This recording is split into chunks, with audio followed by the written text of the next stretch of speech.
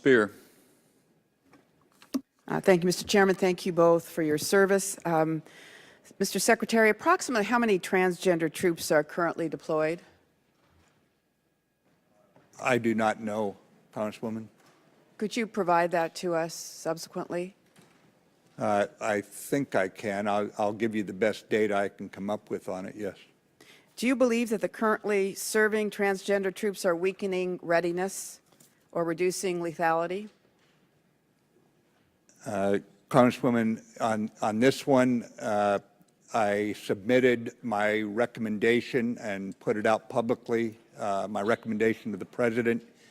It's a highly charged issue from some people's perspective, and it is under litigation right now. So out of respect for the courts, I'll just tell you the current policy stays in effect, the last administration's policy as directed by the courts, and I've submitted to the President what I think is the best military advice. So, Mr. Secretary, I want to introduce you to Staff Sergeant Logan Ireland. He was a non-commissioned officer of the quarter when he was deployed to Afghanistan. He is also transgender. Do you believe that currently serving transgender troops like Staff Sergeant Ireland are a burden to our military?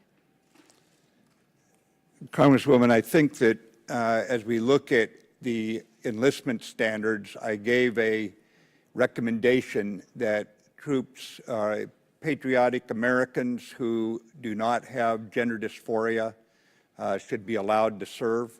I did not recommend that we change the clear standards that apply to all in that regard or make a special group, and I'd prefer to leave the courts to their action at this point and then see where they stand at the end of it and then look at what I've recommended to the President when I can answer you more fully.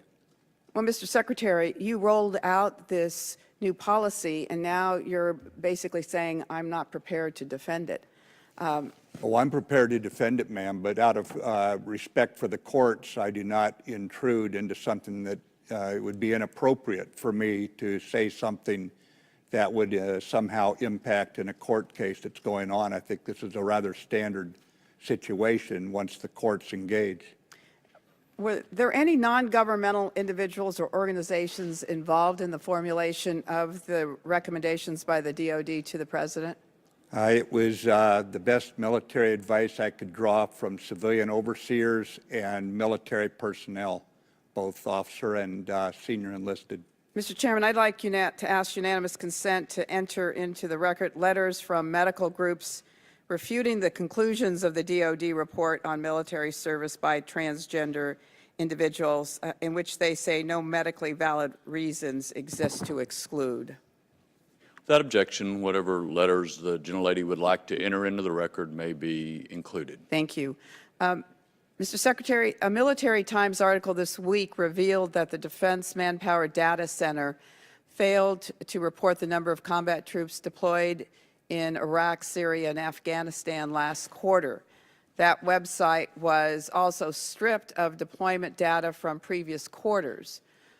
I'm very concerned about that. I think that there's no combat advantage to obfuscating the number of U.S. service members that were in these countries 3 months ago, and furthermore, the American public has a right to know.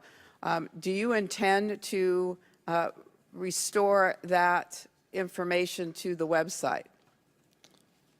I'll look at it, Congresswoman. As you know, we keep the Congress fully informed right down to every week. We can update you on exactly the numbers in each case, and we do maintain some degree of confidentiality over the number of troops engaged against enemies in the field.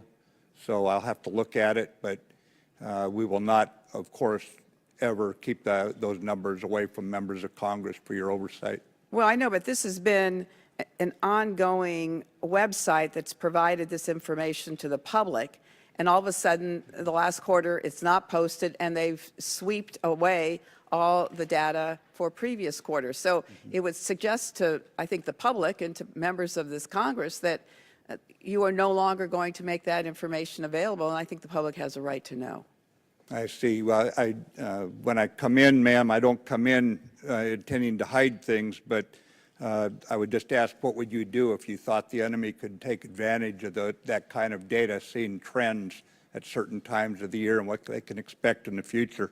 But I'll certainly look at it. I share your conviction that the American people should know everything that doesn't give the enemy an advantage. Thank you. I yield back.